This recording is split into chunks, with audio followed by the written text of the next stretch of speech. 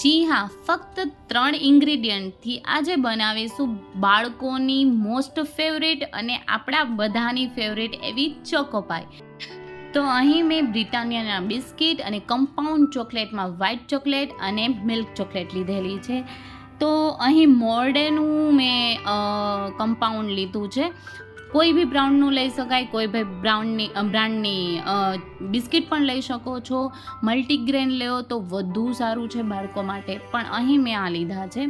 તો સૌથી પહેલાં માઇક્રોવેવ અથવા તો વરાળથી પાણી મૂકીને તમે બંને ચોકલેટને ઓગાળી લેવાની છે ને લિક્વિડ ફોર્મમાં કન્વર્ટ કરી લેવાની છે. તો મેં અહીં તપેલામાં પાણી મૂકીને તેની ઉપર કાચનું વાસણ રાખીને આ રીતના લિક્વિડ બનાવી લીધી છે ચોકલેટ. વ્હાઇટ ચોકલેટ થોડી થીક રાખવાની છે, એટલે કે ગરમ કર્યા પછી ને થોડી ઠરી જાય પછી એનો યુઝ કરવાનો છે. તો અહીં બંને બિસ્કિટની વચ્ચે આપણે વ્હાઇટ ચોકલેટ ફિલ કરશું. જોઈ શકો છો કે બહુ ઇઝી છે. બસ એક સ્પૂન મૂકી દો, સારી એવી ક્વોન્ટિટીમાં મૂકજો વ્હાઇટ ચોકલેટ, કેમ કે એની મજા આવે છે. પછી બસ બિસ્કિટ ઉપરથી પ્રેસ નથી કરવાનું, ફક્ત મૂકી રાખવાનું છે. એક આ પ્રોસેસ છે. અથવા તો તમે એવું પણ કરી શકો કે બિસ્કિટ ઉપર વ્હાઇટ ચોકલેટ મૂક્યા પછી જસ્ટ 1 કે 2 મિનિટ માટે રાખી મૂકો અને પછી ઉપરનું જે સેકન્ડ બિસ્કિટ હોય છે એ રાખો. તો આ પણ પ્રોસેસ છે.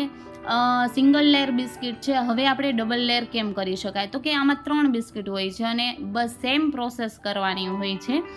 બિસ્કિટ ઉપર વ્હાઇટ ચોકલેટનું લેયર, એની ઉપર એક સેકન્ડ બિસ્કિટ અને પાછું વ્હાઇટ ચોકલેટનું લેયર અને પછી ઉપરથી 3rd બિસ્કિટ રાખશું. અને આ ફક્ત તમારે જસ્ટ 1 જ મિનિટમાં તૈયાર થઈ જશે. બસ પછી 2 મિનિટ માટે ફ્રીજમાં મૂકી દઈશું, જેથી વ્હાઇટ ચોકલેટ થોડી થીજી જાય. તો આપણું તૈયાર છે ચોકોપાઈના અંદરનું લેયર. હવે શું કરશું? તો કે સૌથી પહેલાં આપણે બિસ્કિટને ચોકલેટમાં ડીપ કરવાની છે. તો એના માટે તમે કેક કટિંગમાં જે સ્ટીક આવે છે, ચાકુ આવે છે, નાઇફ આવે છે લાકડાની, અથવા તો અહીંયા તમે કોઈ બી વસ્તુ લઈ શકો કે જે અંદર તમે બિસ્કિટમાં ખૂંચાડી શકો અને એને ડીપ કરી શકો, અથવા તો તમને પકડવામાં સહેલું રહે એવું તમે કાંઈ પણ કરી શકો છો. તો બસ આ રીતના તમે કાચના બાઉલમાં ચોકલેટમાં ડીપ કરી શકો છો. મારી પાસે એટલી ચોકલેટ નથી, એટલે હું અહીં સ્પૂનથી પૂરું કવર કરીશ. તો બસ આ રીતે ધીમે ધીમે વ્યવસ્થિત સારી એવી ક્વોન્ટિટીમાં ચોકલેટ લગાવવી પડશે. ઠીક હશે તો વધુ સારું ટેસ્ટ આવશે, ખાવાની મજા આવશે બાળકોને.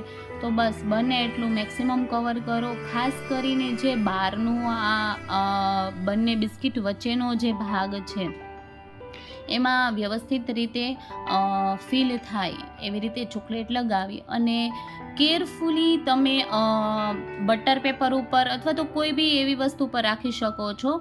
મેં અહીં પ્લાસ્ટિકના આવા જે ઢાંકણ હતા એનો યુઝ કર્યો છે. એ હું તમને કહીશ કે એવું મેં શું કામ કર્યું.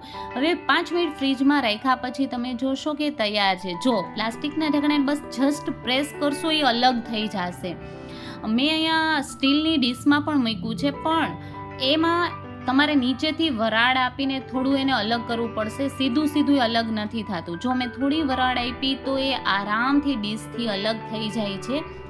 બાકી બને તો બટર પેપરનો તમે ઉપયોગ કરી શકો છો. તો બસ આપણી ચોકોપાઈ અહીંયા રેડી થઈ ગઈ છે ને ઇઝી એન્ડ ક્વિક.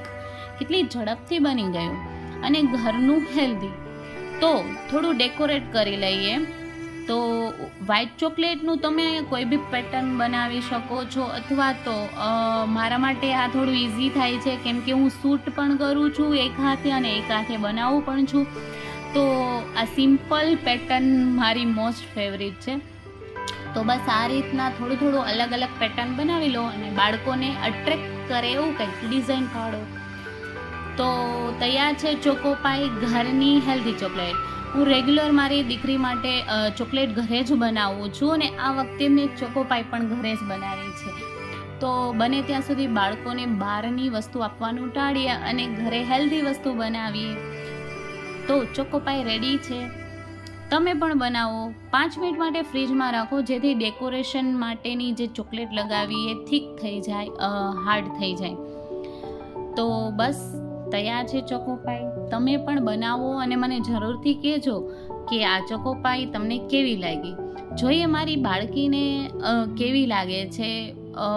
મેં ટેસ્ટ કરી, મને તો બહુ ભાવી છે. તે બહુ ચૂઝી છે, એને બધું બહુ ટેસ્ટમાં અને લુકમાં પરફેક્ટ જોતું હોય, મતલબ એ તરત પકડી લેશે કે મમ્મા આ અલગ છે. તો જોઈએ શું કે છે. I think C likes it. એને આવું બધું ડેકોરેટિવ તો બહુ જ ગમે છે. હવે ટેસ્ટમાં એને પણ ગમી અને આઈ હોપ તમને પણ ગમશે.